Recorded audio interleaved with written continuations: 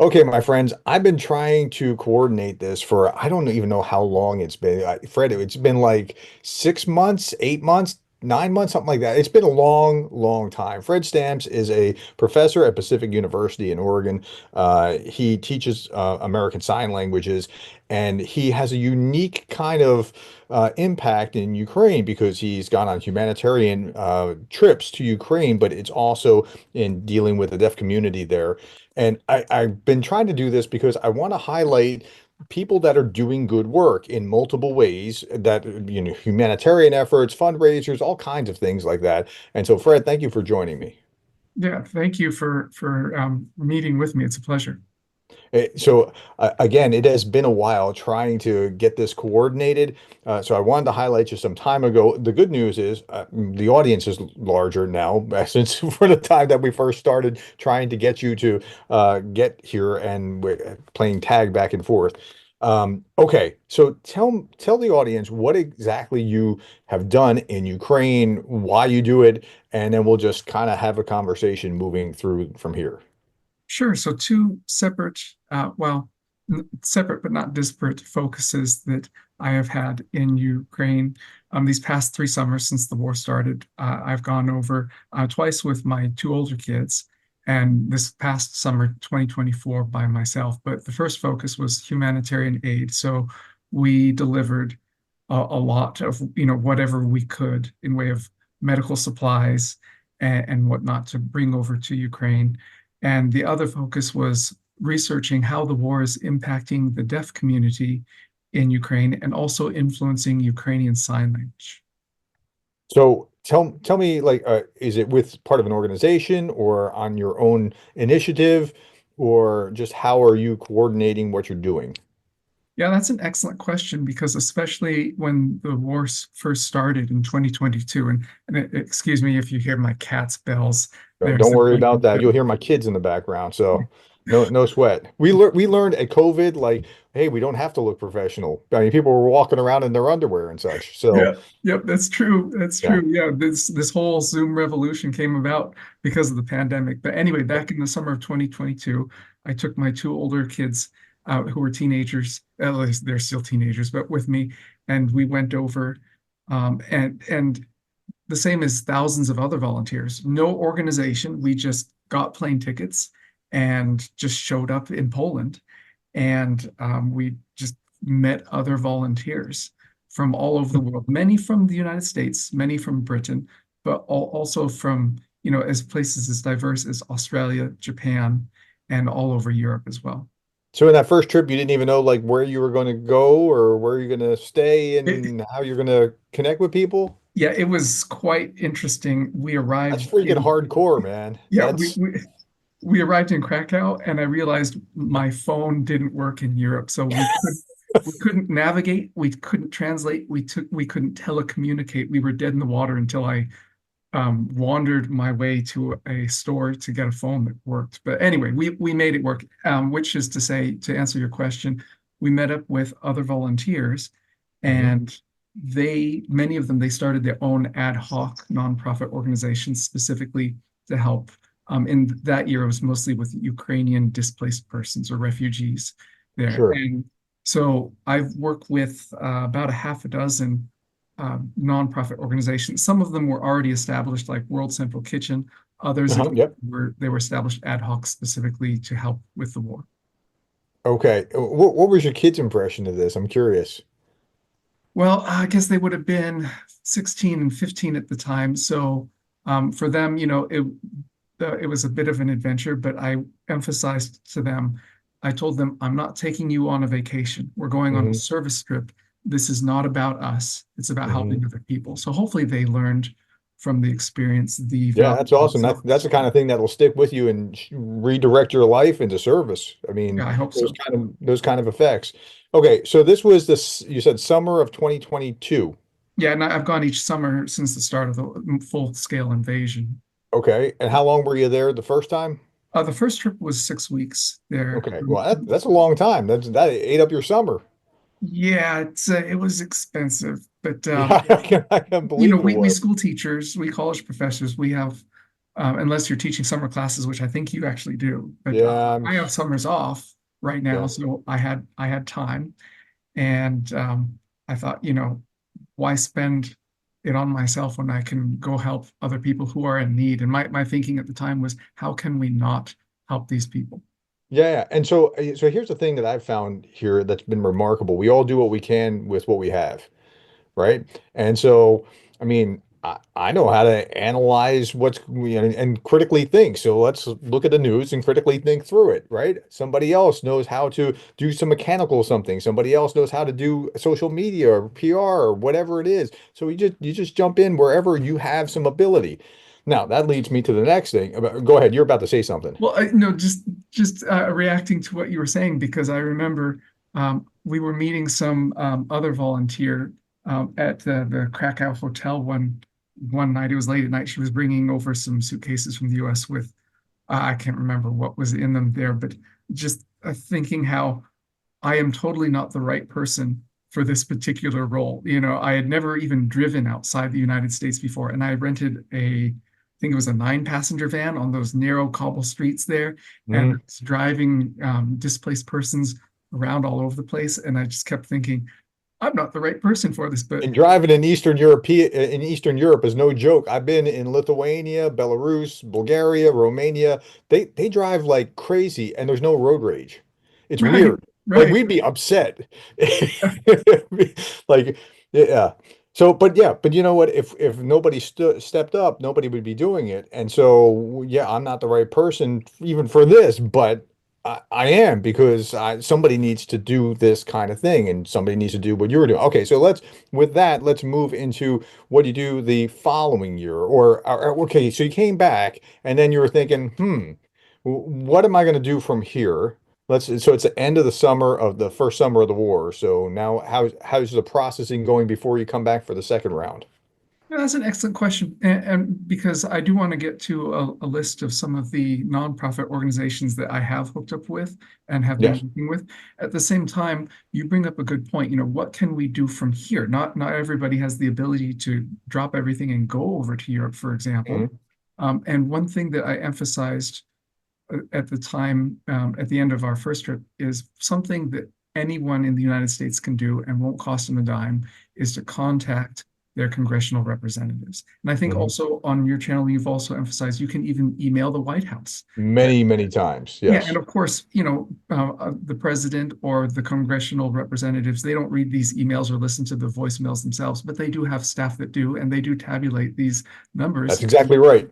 They All it pay is, attention. you don't have to be articulate to do this. All it is they're going, yep, another one, another one, another one, another one. Wow, a bunch of people want us to do this. That's all it is. Exactly. They pay attention to the numbers. Yeah. Right.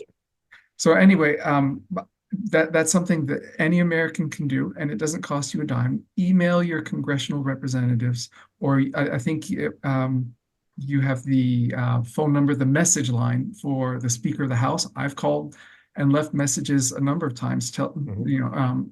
asking him to support Ukraine. So that's one thing that anyone can do, and it just costs you a moment of your time. Yep. Okay. So you get back and your brain starts thinking, okay, we did something. It could be better. How do I make it better? How do I do this before you get around to the next cycle the following summer? So walk me through your process and then what you do. Yeah, so again, the first summer we met up with so many different volunteers, both locals there in Ukraine and in Poland, and also volunteers from around the world. And one of the improvements that we did between the first and second trip is that we formally made connections with some nonprofit organizations. And if I may, I want to share Yes, my please do. screen. I'm trying to shine light on you, and if you want to shine light on other nonprofits that are legit, please do. I want them. I want as much exposure as possible. Sure. And this is my school website here. Let me go over to um, this is the first nonprofit organization that I want to emphasize or highlight here. And this is called One Box. The address is one-box.org. And this was founded by this person right here, Boyd Bilek. He is a cattle farmer in Michigan.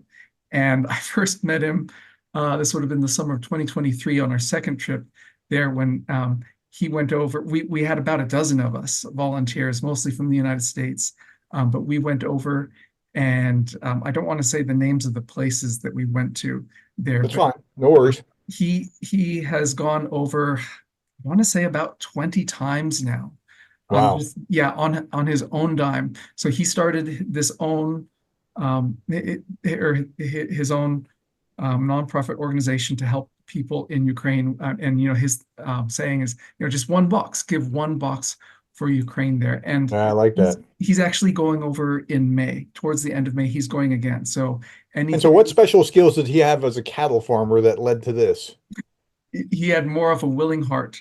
Yeah, And, so see, this is the big story. And I thought this was going to be about, hey, look at this unique thing that, he's dealing with these deaf students or these deaf people in Ukraine, and this is going to be a unique whatever. But really the big story is anybody can do something. yeah. And yeah.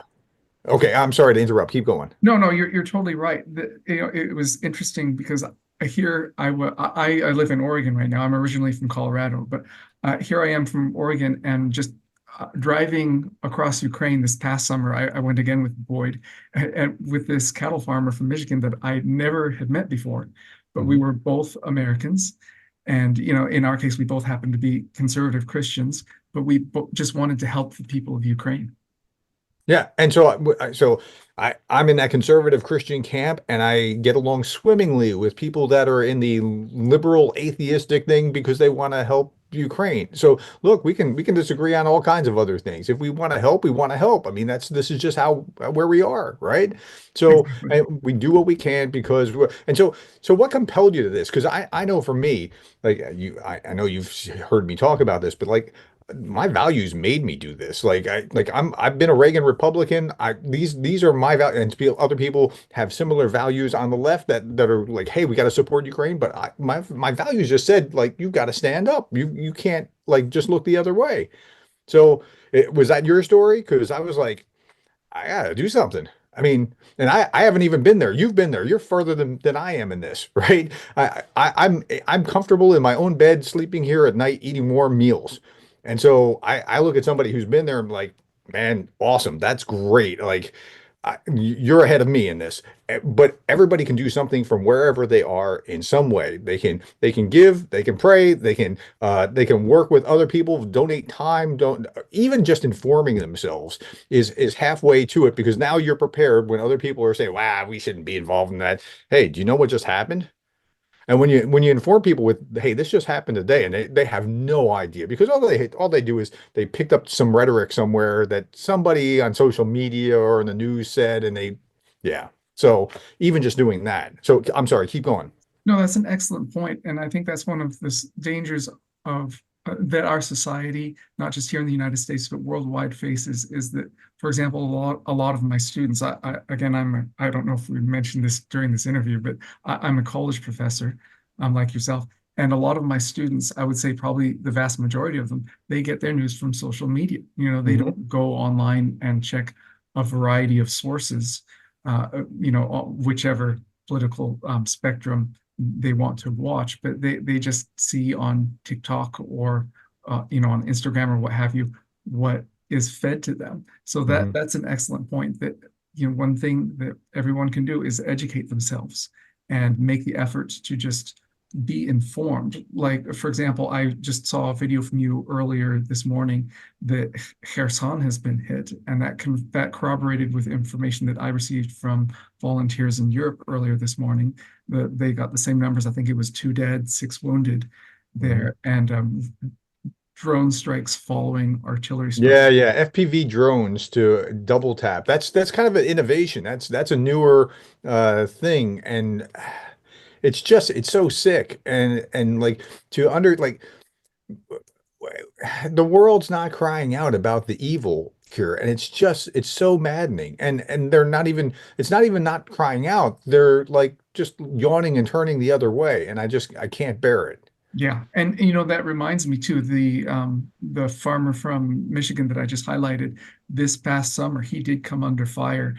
He and I would Wow. spend about a week together, um, making one delivery in Ukraine, and then we went on separate. I wanted to focus more on my research into the deaf community, and he went closer to the front lines there. And I think the reason why that came to mind is I think it might have been a double tap because first the house Well, where he was staying, I think got shelled, shelling landed nearby, and then the drones came in. So hmm. I wonder if that was this phenomenon earlier on before we were even thinking about that double tap using FPV drones. Wow. Okay, so you're back and we're about to do a second run. What are you going to do in the second run, and how did you get to where you decided that that's what you were going to do? Yeah, so after the first trip, actually during the first trip, many of the displaced persons that I was working with, they asked me, "Are you going to come back?" And I realized, I have the means to come back, and I Hmm. really should when I have time, when I'm able to, I could. So the second trip was much more organized, much more focused, and much more efficient as far as the use of our money. We don't have infinite resources, and one thing I mentioned to you earlier is that I don't feel comfortable using donated funds for my own travel expenses. And I know a lot of volunteers that they do the same thing. And nothing against the volunteers that do use donations for travel expenses because I know they wouldn't be able to do as much as they do without doing that. But as far as myself, I don't feel comfortable using other people's money for like my flights or if I'm staying in a hotel. I'd Hmm. rather just use my own money rather than any donated funds for that. So um, my that limits my reach. But so the second trip was much more efficient, and we were again hooked up with various different nonprofit organizations to help us find. It's all about networking Mm. because the first time we went, some of the cities we went in, I realized I have no idea where. I know there's a refugee center and probably Hmm. multiple refugee centers in the city. I don't know where they are. And the Mm. second trip, we knew people, other volunteers that we were working with, they knew where to go where the people were in need. Yeah. Yeah, yeah. And it's interesting how different organizations will start to specialize in doing this thing or that thing or the other. And is the more you can network, it's cooperate to graduate, right? Uh, Exactly. so okay, so the second trip went much more efficiently. How long was that? These past 2 summers, I think it was only the second trip was only 3 weeks Hmm. there, and we spent the majority of that trip in Ukraine, whereas the first trip back in the summer of 2022, near the start of the war, there were about 4 million refugees at that time in Poland. So we Yeah. spent a majority of our time on that first trip just going from one refugee center to another within Poland. And we went into Ukraine that trip too. But for example, there was one refugee center that was in an old abandoned mall called the Plaza there in Krakow. And Hmm. its height, I think it was housing 600 people. It had closed down due to the pandemic Hmm. and it hadn't reopened. So they thought, oh, this is a perfect place to house all these displaced persons. There you And go.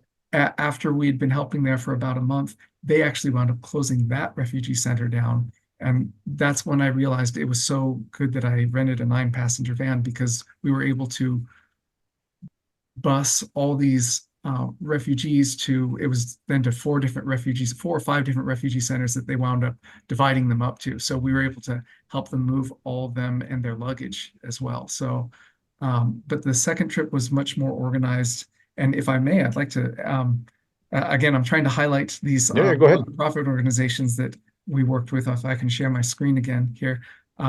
This other organization right here is Hope Across Borders. And um, the these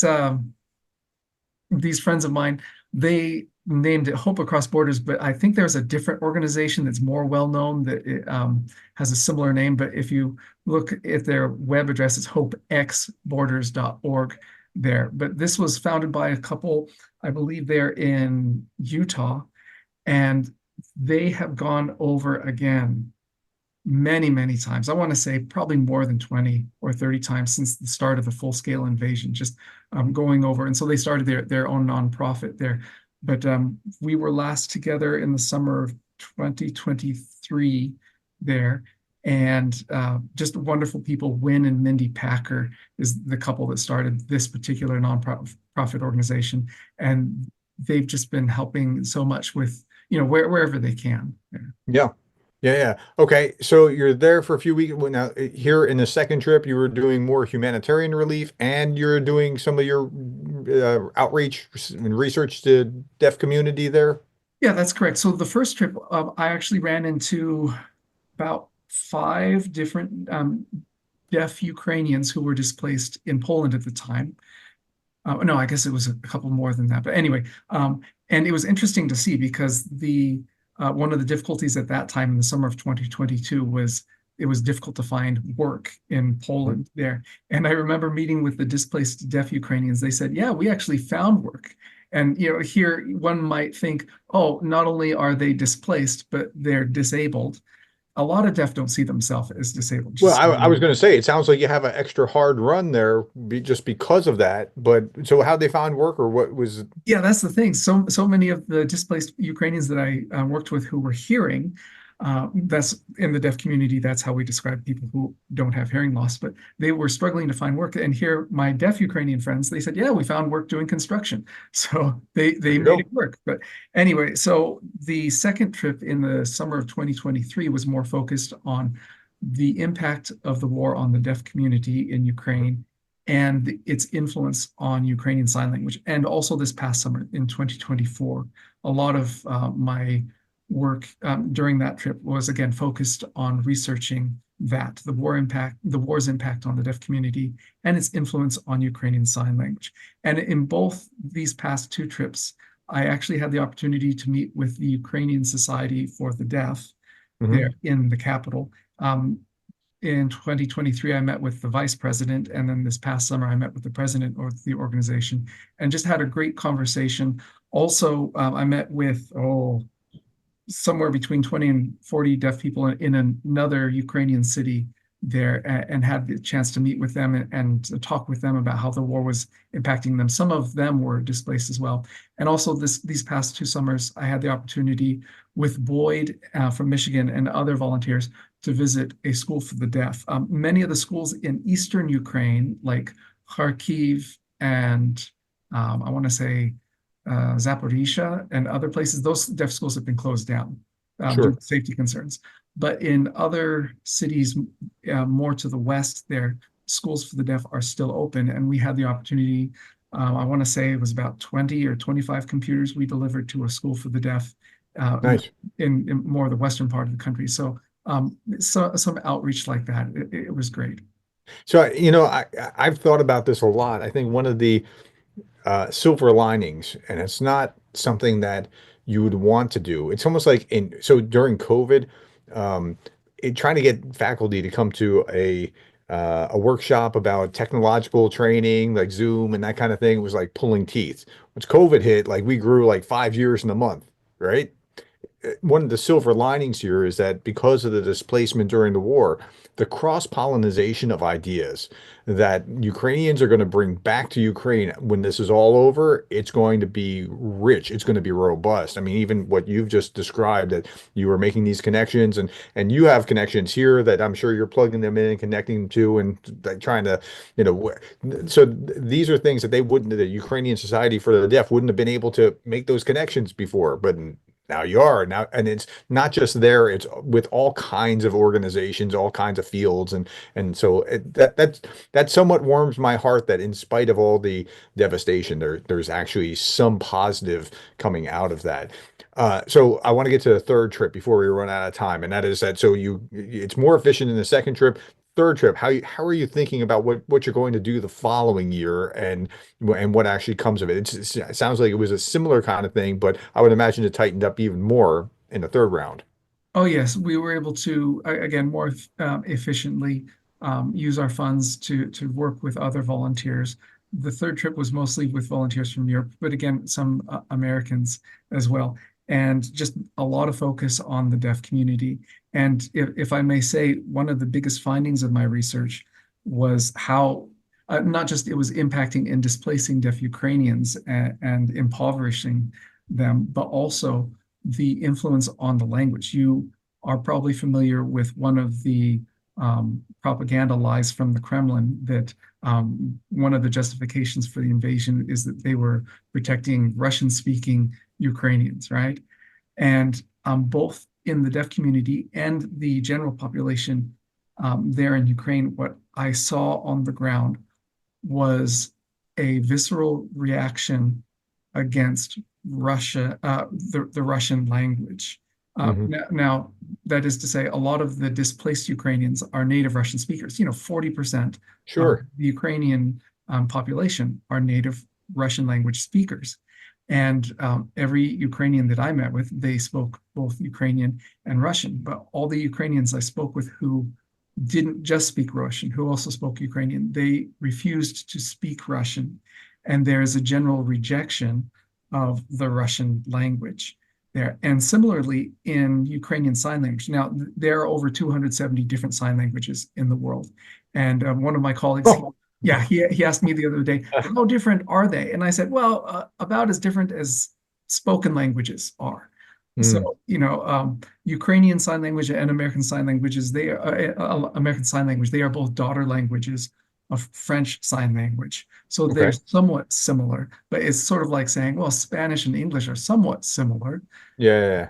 but so in Ukrainian Sign Language, what we're seeing in the deaf population there is they're rejecting Russian signs and instead adopting more Ukrainian signs there. Mm. And That's this is, fascinating. yeah, it's the antithesis of what Putin wanted. He Yeah, wanted, yeah. to Russify Ukraine, and instead it's having the opposite effect that he I've wanted. I've heard of English professors that won't take off points if you don't capitalize the R in Russian. Like, I mean, it takes a lot to get English professors to, or not English professors, the Ukrainian professors, not the equivalent in Ukraine of an English, your own language professor with your, yeah, you understand what I'm saying. So, I mean, it takes a lot for that kind of person that like they call, in America we call English professors grammar Nazis. Like they're so hardcore about that, like so. That's a big step for them to, yeah. So, okay. So, yeah, that's really interesting. So what now you're moving toward the last trip and what are you going to do with this and like flesh that out a little bit? So again, when I went on this most recent trip in the summer of 2024, I wasn't thinking, oh, this is going to be my last trip for a while. But basically, just doing whatever I can, meeting with as many volunteers and as many nonprofits as I can to, it's very ad hoc even now there. Mhm. One of my Polish volunteer friends, he's gone over about 70 times. He lives in Wow. Krakow. Yeah. And since the start of the war, he's gone over, made 70 trips back and forth there. And so it'll be like second time in a week. Hey, I know we just got back, but we still have time. We still have money. Let's find a van. Let's load it with whatever we can find, whether it's produce or other food there or medical supplies. And I know this place over here in this city or this place over here. I know this refugee center. Let's go. And a lot of what my friend Lucas from Poland is doing is with computers. They're delivering computers. They refurbish them. They're used laptops or desktops and they refurbish them in Germany, and they Mhm. convert them over to Ukrainian operating systems in the Ukrainian language, and they bring them over there. But it's just whatever we can get over I there. bet they make good use of them too. Oh yeah. And I've been very impressed with the ingenuity, what the Ukrainians have done with anything tech. Um, Tell us what else you want to impress on viewers as we're wrapping up, like what is it that you want them to take away from what you've done, what you've seen other people do, what they can do, that sort of thing. Well, again, I really want to emphasize before we run out of time here, the nonprofit organizations that I've been working with. But if I may Hmm. say, if your viewers were to make one donation, I would say donate it to a fundraiser. For example, you've been highlighting recently Jake Bro, Hmm. a fundraiser that helps in way of the weapons end. I'm more in the end of humanitarian aid there. As am I. I'm just like that as well. I mean, like I try to target things that are going to provide humanitarian kind of aid, and that's just the way that I march. Some other people want to put, I think the phrase is warheads on foreheads. And okay, I mean, if that's where you are, just I, I want to save lives of the Ukrainians that are being killed and unnecessarily. So that's how I roll. Well, and the reason why I say if you make just one donation, donate to Jake Bro or a similar fundraiser, because really the killing will stop once Ukraine wins the war. They're not going to give up. They will fight with their bare hands if they have to. Yeah, And that's something that I don't think Americans understand is that this isn't about territory, it's about their survival and their freedom as a nation there. So if you were to make two donations, I would say donate to one of these humanitarian organizations. And if I just may just really quickly go through the rest of absolutely. them here. So this right here, Reach Humanity. I think was founded by a couple out of Arizona there. They do great work. I worked with them a lot during our first two trips there. This one right here, Razom Sestra Razom Brat, that's Ukrainian for our sister, our brother, I think. Oh, together sister, together brother there. And the volunteers I work with through this, they're from Oregon and Ukraine here. And then this one right here, this is one that's based in Ukraine there as well, and they bring assistance very close to the front lines there. And here is a Ukrainian-based organization. It's one of the largest women's organizations in Ukraine, the Ukrainians Women's Guard there, and they do a lot of great work. They're a highly reputable organization there. And if you might say, well, Professor Stamps, I don't know any of these organizations. I don't know if I can trust them. One organization that you can definitely trust there that is well known is World Central Kitchen there, Yeah. and they've been there since the start of the war there. And although they've largely scaled a lot of their operations down, out of shifting needs and whatnot. Like there aren't as many displaced persons in Poland as there were 2 years Mhm. ago. They do wonderful work. Yeah, those other organizations, they're specifically focused on Ukraine. World Central Kitchen, they focus on disasters in general and feeding people in need in general. Mhm.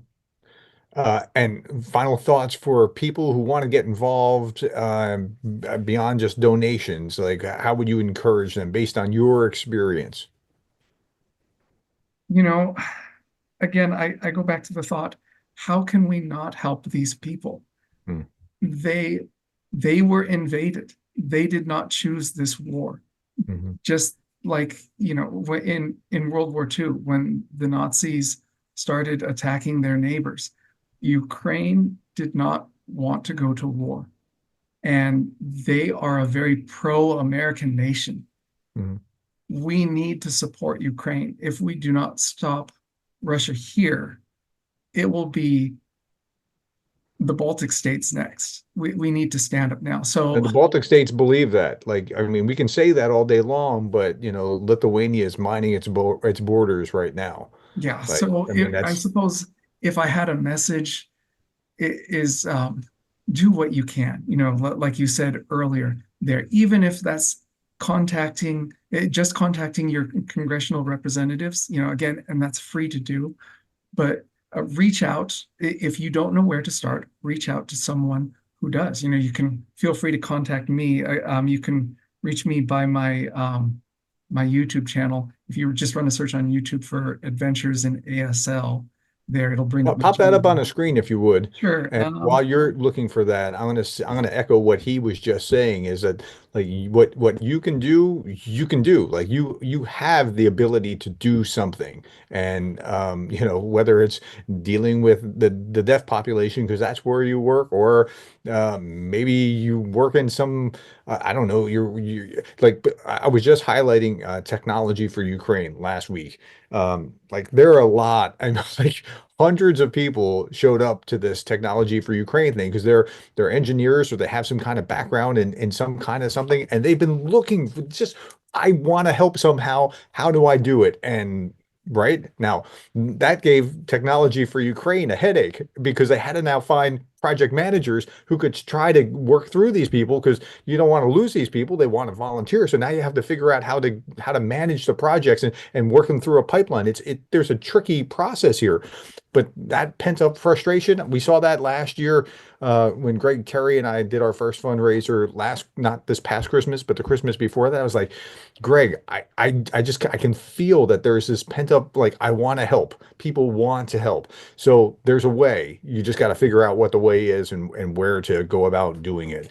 And yeah, just find a lane. It doesn't matter what it is, as long as it's helpful in some way, shape, or form. And that could be as easy as looking up on Craigslist to see or in your local news or whatever to see if there are Ukrainians that you can be kind to here, like wherever you are, right? I mean it could be just that simple. But it could be more expansive. Just find a thing that works for you, and it doesn't really matter what that thing is as long as you are moving forward with it. Yeah, that's an excellent point. And there are Ukrainians that have come over. Many of us have sponsored Ukrainian families or individuals to come over here to the United States.